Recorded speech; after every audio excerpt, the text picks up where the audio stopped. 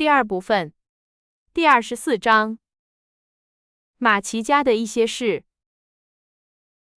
为了重新开始，并且能以开放的心态参加梅格的婚礼，最好先了解一下马奇家的一些情况。但在此之前，如果有些年长的读者觉得这部小说里爱情写得太多了，我相信年轻的读者不会有这种异议。我引用马奇太太自己的话：家里有4个快乐的姑娘，对面又住着一位年轻英俊的邻居，还能期望发生什么别的事情呢？在过去的3年里，这个宁静的家庭几乎没有什么变化。战争结束后，马奇先生平安地回到了家，忙于他的书和他那小小的教区。他是凭借其仁慈和天性担任牧师的。他是一个安静好学的人，拥有值得获取的那种知识，怀着视他人为兄弟的仁爱之心，以及一种能使品格变得庄严而美好的虔诚。尽管他很贫穷，而且他那严格的正直品格使他远离了世俗的成功，但他的品质却吸引了一些杰出人士的注意。他们像蜜蜂被最甜美的花朵吸引一样，自发地来到他身边。因为尽管经历了50年的艰苦生活，马奇先生心中却没有一丝苦涩。许多稳重的年轻人发现我们这位头发花白的智者和他们一样稳重，而富有年轻的活力。忧愁或担心的妇女本能地向他寻求帮助，以解决他们的疑问或减轻他们的痛苦。他们确信会得到友善的对待和明智的建议。犯错的人会找到这位心地纯洁的老人忏悔，并得到他的指引和宽恕。有才华的人在他身上找到了同伴，有抱负的人从他高尚的品格中获得灵感。即使是最注重物质的人，也承认他的理想是美好而真实的，尽管这些理想并不能用来付账单。从表面上看，似乎是5个精力充沛的女人在管理这个家，很多方面确实如此。但这并不意味着那个安静地坐在书堆中的男人就不是一家之主，不是家庭的向导、顶梁柱和慰藉。在艰难的时刻，这些勤劳而不安分的女人总能从他身上找到丈夫和父亲的最高意义。姑娘们把心事告诉母亲，把灵魂托付给父亲，而父母双方都为他们而活，为他们而工作。他们的爱与日俱增，那条将他们紧密联系在一起的甜蜜纽带，是那种能使生活成为一种祝福，并能超越死亡而存在的纽带。马奇太太依然那么活跃和快乐，但她的头发比我们上次见到她时白了一些。她现在正全心全意地为梅格的婚礼做准备，以至于许多医院和家庭，那里仍然住满了受伤的士兵和寡妇，都非常想念他虔诚的探访。约翰·布鲁克在军队里勇敢地履行了1年的职责，后来受了伤，被送回家，并被禁止重返前线。他没有获得勋章，尽管他理应获得这样的荣誉，因为他毫不犹豫地冒着失去一切的风险。生命和爱情都是非常宝贵的财富，尤其是在他们刚刚萌芽的时候。这位年轻人欣然接受了退伍，并全身心地投入到康复、努力进步和为梅格提供一个家的事业中。他的责任感和强烈的独立性使他拒绝了劳伦斯先生愿意提供的慷慨帮助，并接受了一份部记员的工作，因为他宁愿诚实地开始，拿着微薄的薪水，也不愿冒着借贷的风险。梅格在等待期间一直努力工作，她变得更妇女人味，也更擅长家务了，而且比以前更漂亮了，因为爱情是最好的美容秘方。她有着年轻人特有的抱负和希望，因此她对即将开始的这种简朴的婚姻生活感到有些失落。内德·莫法特刚和萨利·加德纳结婚，梅格忍不住把他们雅致的房子、马车、众多的礼物和华丽的礼服与自己的相比，暗自希望能拥有同样的东西。但是，当他想到约翰为了得到那间已经为他准备好的小房子所付出的耐心和奉献时，嫉妒和失望立刻就烟消云散了。当他们黄昏时分坐在一起，谈论着他们的计划时，他的未来在他看来是那么美好和光明，以至于萨莉生活的光鲜亮丽都黯然失色。他觉得自己是基督教世界里最富有、最幸福的姑娘了。乔没有再照顾马奇姑妈，因为这位老妇人非常喜欢艾米。她用最好的绘画老师的课程作为诱饵，说服艾米陪伴她。艾米为了这些课程，甘愿为最苛刻的夫人服务。因此，这位年轻的姑娘上午尽义务，下午享受乐趣，进步神速。乔则全身心地投入到文学创作和照顾贝斯的工作中。贝斯在那场大病之后，过了这么久还没有完全康复。他并非卧病在床，但也不再像以前那样红光满面，身体健康了。尽管如此，他仍然是一个充满希望、快乐而宁静的人，忙碌于他喜爱的家务活，是大家的好朋友，也是家里的一个真正的天使。尽管那些深爱他的人并不总能意识到这一点。由于展翅之鹰为他的垃圾作品，他自己这么称呼他的故事，美兰支付$1，乔觉得自己是个有钱的女人，并尽可能多的写着浪漫故事。尽管如此，他那不安分的头脑里还孕育着更宏伟的计划。因此，阁楼上的旧厨房里堆满了注定要让马奇这个姓氏名扬四海的手稿。老李为了满足祖父的愿望上了大学，现在则在想办法实现自己的愿望。他的财富，他的礼貌，他出众的才华和他那总是让他为了帮助别人而惹上麻烦的好心肠，为他赢得了所有人的喜爱，以至于他几乎有被宠坏的危险。而且，如果不是因为想到那位为他的未来担忧的慈祥老人，那位像母亲一样照顾他的邻居的母爱，以及最后但同样重要的是，4个天真、无邪、真心相信他的姑娘们对他的爱和钦佩，像最有效的护身符一样为他驱除恶魔，他很可能已经像许多前途光明的年轻人一样堕落了。老李虽然是个好孩子，但他毕竟是凡人，所以他当然喜欢参加派对和与女孩子们调情。为了顺应大学的潮流，他时而打扮成花花公子，时而多愁善感，时而热衷于体操，时而沉迷于水上运动。他捉弄过别人，也被人捉弄过，说过粗话，不止一次差点受到惩罚，甚至被开除。但是，由于他的恶作剧总是出于他的幽默感或对乐趣的热爱，一次事实的坦白和真诚的悔过，或者他那高超的劝说技巧，在这方面他可是个真正的专家，总能让他化险为夷。事实上，他对自己的风流韵事颇为自豪，并喜欢向4姐妹讲述他在与易怒的家庭教师、严肃的教授和被打败的敌人周旋中取得的胜利。姑娘们把他们班上的男生视为英雄，听不够那些杰出人物的丰功伟绩。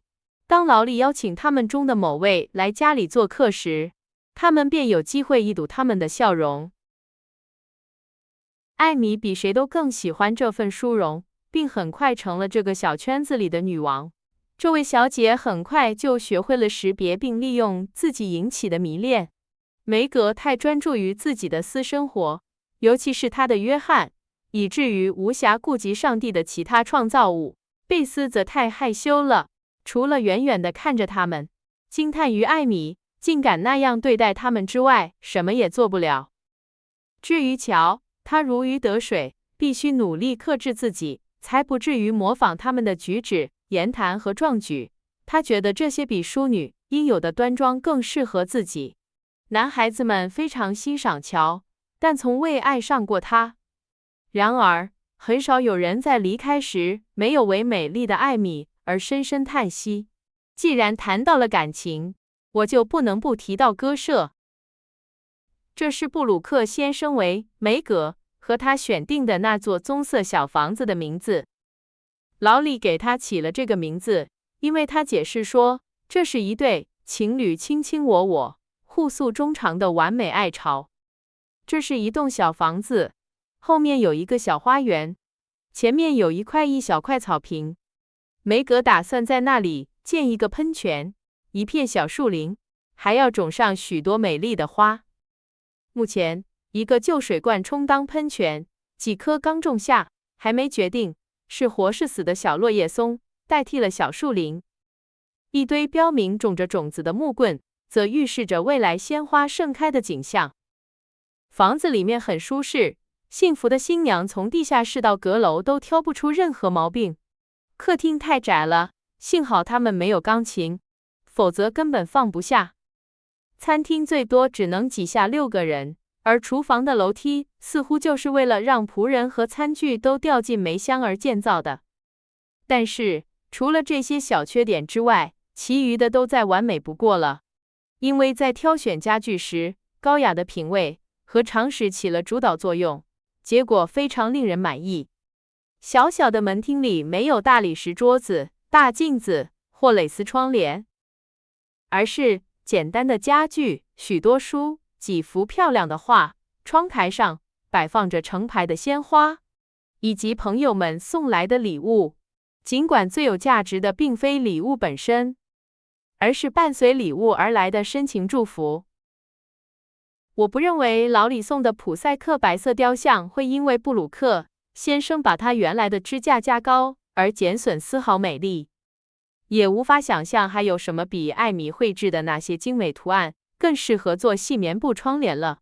我也不认为还有哪个食品储藏室能比乔和他母亲存放梅格那几箱、几桶和几包东西的储藏室装满更多美好的祝愿、快乐的话语和吉祥的话语。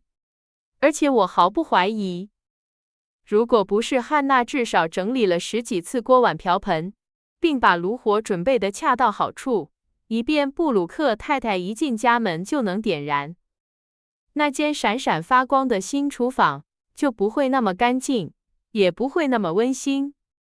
同样，我怀疑是否曾有哪位年轻的新娘，在开始新生活时拥有比这更齐全的抹布、隔热手套和布袋。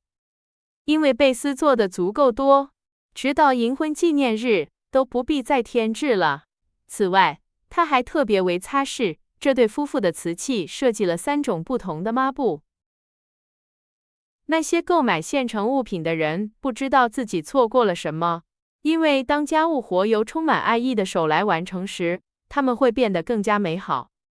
梅格的家就是一个很好的证明。因为从擀面杖到装饰客厅桌子的银花瓶，一切都是用爱和温柔挑选的。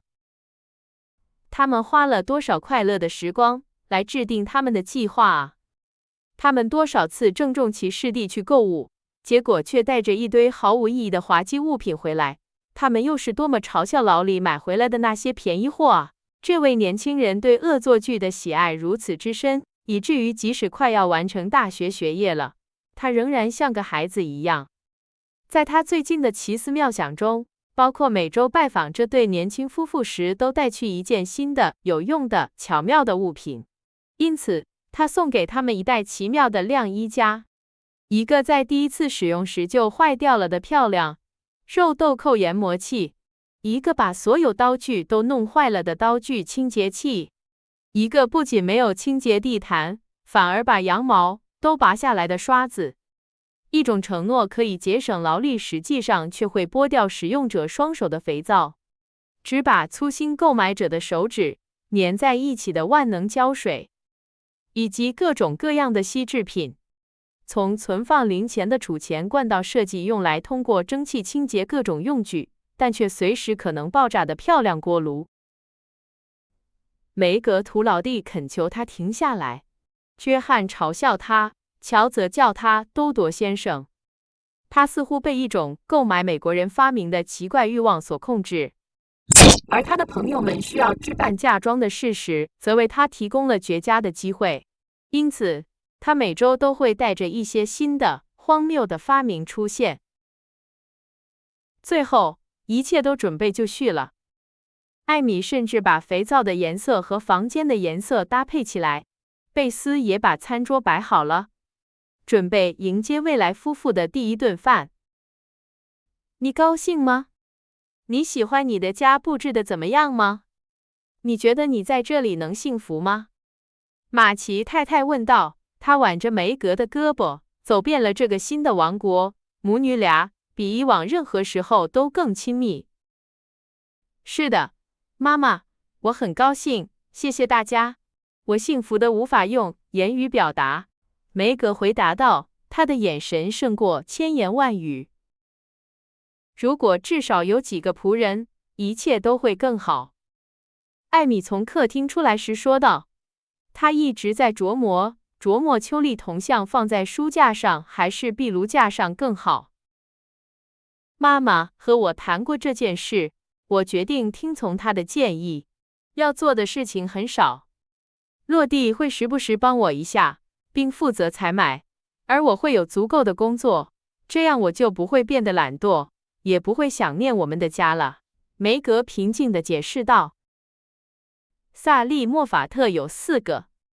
艾米说，如果梅格有4个仆人，他们会占据整个房子，那先生和太太就得在花园里搭帐篷了。乔插话道，他穿着一件蓝色大围裙，正在擦拭门把手。萨利不是一个穷人的妻子，鉴于她的地位，她有很多仆人是很正常的。梅格和约翰开始他们的共同生活时很简朴，但我预感他们的小房子里会充满与最大的豪宅一样多的幸福。我认为像梅格这样的年轻女性，除了试穿衣服、发号施令和说长道短之外，无事可做。这是一个严重的错误。我刚结婚的时候，总是盼着我的新衣服快点穿旧或者开线，因为我喜欢缝补它们。事实上，我已经厌倦了只做刺绣，而且我最关心的就是我的手帕是否洁白无瑕。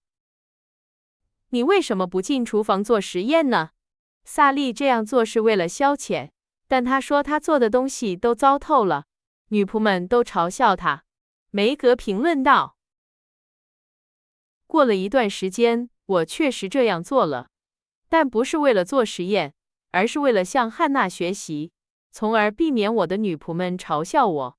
当时那只不过是一场游戏，但随着时间的推移，当我想为我的小女儿们做饭时，我非常庆幸自己会做饭，并且能够在无法雇人帮忙的时候料理一切。亲爱的梅格，你现在开始学习，将来这些经验会对你大有裨益。当约翰成为一个富翁时，因为一个家的女主人应该知道如何做他要求他的仆人做的工作，这样才能得到令人满意和诚实的服务。是的，妈妈，我确信这一点。梅格回答道，她恭敬地听着母亲的话。家务劳动是一件非常复杂的事情，即使是最好的女人也可以就此滔滔不绝地谈论上几个小时。这个房间是我最喜欢的，梅格补充道。几分钟后，他们走上卧室，他停下来欣赏着他那储备充足的衣橱。贝斯在那里，把洁白柔软的衣物堆放在架子上，为这壮观的收藏而欣喜若狂。梅格开始说话，3个人都笑了，因为那个衣橱几乎就是一个笑话。在声称如果梅格嫁给那个布鲁克先生，她将1分钱也得不到之后，马奇姑妈陷入了一个大大的窘境，因为一旦怒气平息，她就后悔说了那样一番威胁的话。为了不自相矛盾，她想出了一个计划。她请卡罗尔太太，也就是弗洛伦斯的母亲，订购了一大批床单被褥，让人用这对夫妇的名字首字母绣在上面，然后作为她的礼物送出去。这位女士忠实地完成了这项任务，但是马奇姑妈的秘密很难隐藏，全家人都非常享受这种情况。马奇姑妈假装什么都不知道，并且坚持说，她只会把她一直承诺给第一个结婚的女孩的那条过时的珍珠项链送给她。这对一个家庭来说是一份非常实用的礼物。我很喜欢这一点。我年轻的时候，有一个朋友开始他的婚姻生活时只有6条床单，但是因为他有给客人用的洗手钟 Lava Frutas， 所以他非常高兴。马奇太太一边说着，一边抚平那些锦缎桌布，它们的质量逃不过她女性的慧眼。我连一个洗手钟都没有，但是汉娜说这些东西够我用一辈子了。梅格带着合乎情理的满足感说道。豆朵先生来了，乔从楼下喊道，所有人都去欢迎老李，因为他每周的拜访是他们平静生活中最重要的事件之一。一个身材高大、肩膀宽阔、头发剪短、戴着圆顶毡帽、穿着宽松外套的年轻人正大步流星地朝房子走来。他没有打开小门，而是直接跳过了低矮的栅栏，径直走向马奇太太，张开双臂，激动地说：“我来了，妈妈。是的，一切都很好。”最后这句话是他在回答这位女士温柔而探寻的目光时说的。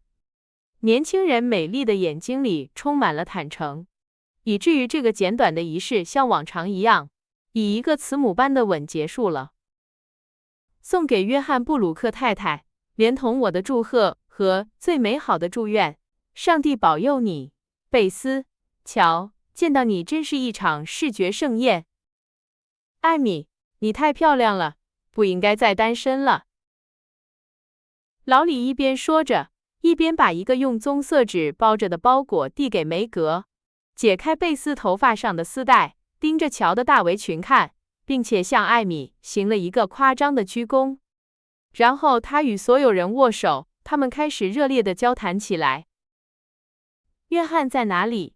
梅格紧张地问道。他去取明天的许可证。廖太太。上次比赛谁赢了？泰迪。乔问道。尽管他已经年满19岁了，但仍然对男性的运动很感兴趣。当然是我们。我真希望你当时在场能看到。迷人的兰德尔小姐怎么样了？艾米带着狡黠的微笑问道。比以往任何时候都残忍。你没看到我有多痛苦吗？老李说着，在胸前重重地拍了一下，并发出了一声夸张的叹息。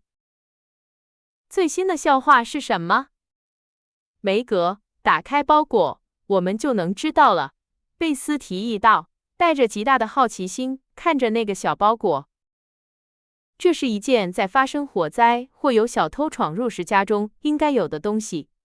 老李评论道。这时所有人都随着一个警哨的出现而大笑起来。从现在开始，如果约翰不在家，你害怕什么？只需要走到窗边，吹响警哨，就能提醒邻居。不错的礼物，对吧？说完，老李演示了这个产品的优点，这让所有人都捂住了耳朵。你们这些忘恩负义的人，说到感激，别忘了感谢汉娜。阻止我毁了你的结婚蛋糕。我路过时看到他被送到你们家，如果不是他勇敢的保护，我当场就会切下一块。他看起来美味极了。我想知道你什么时候才能长大，老李。梅格用成年人的口吻说道。我尽力了，太太，但看来这就是我的最终身高了。恐怕在这些困难时期，一个人不能期望长得超过1.8米。这位年轻的绅士回答道，他的头几乎碰到了小小的吊灯。我怀疑在这么新的小房子里吃东西会像亵渎神明一样。但是因为我饿死了，我建议我们过去。他立刻补充道。妈妈和我准备等约翰，还有一些事情需要安排。梅格解释道，他立刻走开了。贝斯和我准备去基地布莱恩特家取更多花，为明天做准备。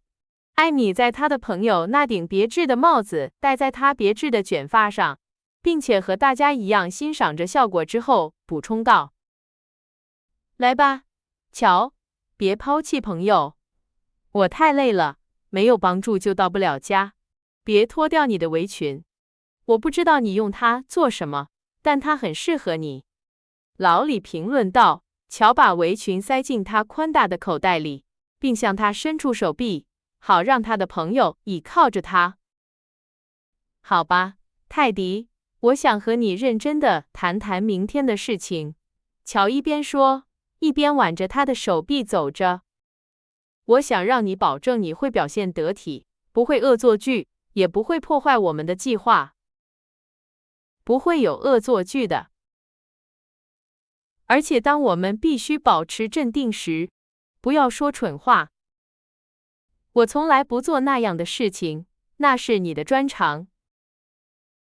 而且我求你不要在仪式上看着我，因为如果你那样做，我会笑出来的。你也不会看到我，你肯定会一直哭，所以你会看到一切都像笼罩在浓雾中一样。我不会哭，除非我感到非常悲伤，就像一个老朋友去上大学的时候，是吗？老李笑着说道。别傻了，我只是流了几滴眼泪，免得和大家不合拍。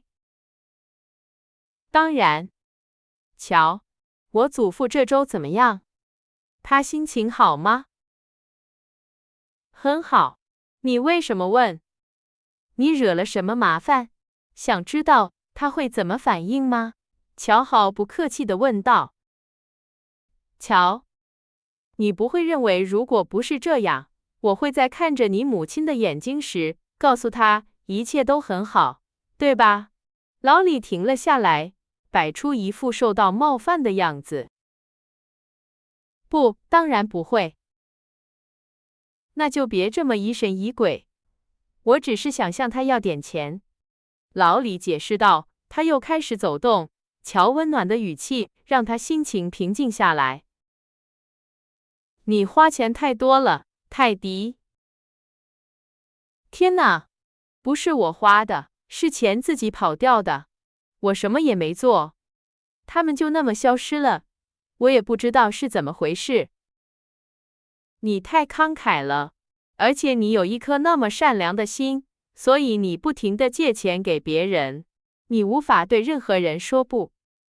我们已经知道了亨肖的事情，以及你为他所做的一切。如果你把钱花在这样的事情上，没有人会责怪你。乔深情地说道。哦，亨肖把一粒沙子说成了一座山。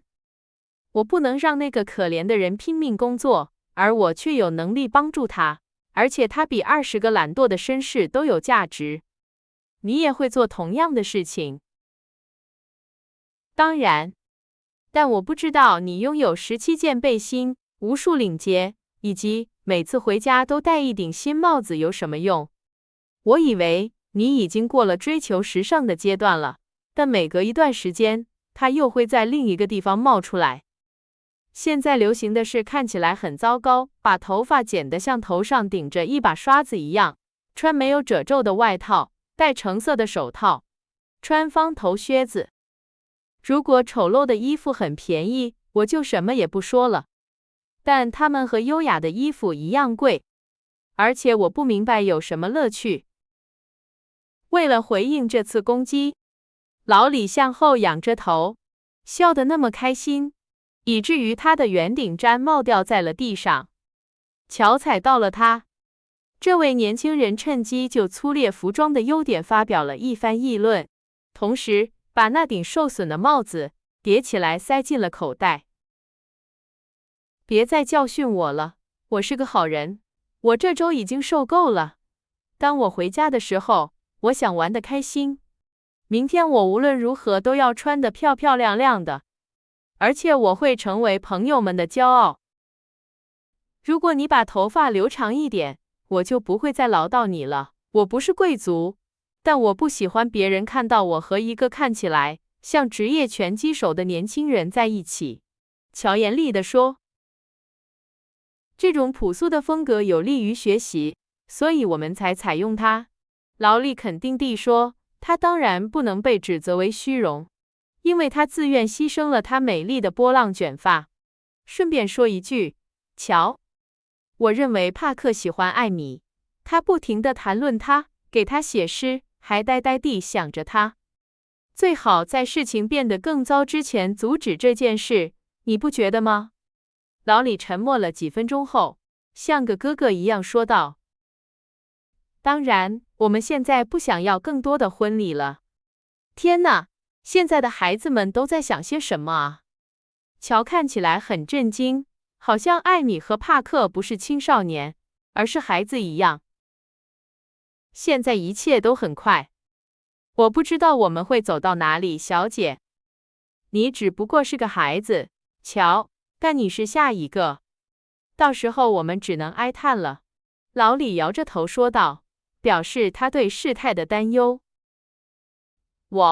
别为我担心，我不是那种讨男人喜欢的女人，没有人会爱我，这是一件幸运的事情，因为每个家庭都应该有一个老处女。你不给任何人了解你的机会。老李回答说，他斜眼看着他，黝黑的脸庞上泛起一丝红晕。你不会让任何人看到你好的一面。如果碰巧一个男人发现了他，并且无法掩饰他的兴趣，你就会像格米奇小姐对待她的追求者那样对待他。你会向他泼一壶冷水，并且会变得很粗鲁，以至于所有人都不会再想靠近你，甚至看你一眼。我不喜欢这些事情，我太忙了，没时间想这些蠢事。而且我觉得家庭因此而分裂是很可怕的。好了，别再谈论这个了。梅格的婚礼让我们所有人都心烦意乱，我们只谈论恋爱中的情侣和类似的蠢事。我不想心情不好，所以我们换个话题。事实上，乔看起来准备向任何再次激怒他的人泼一壶冷水。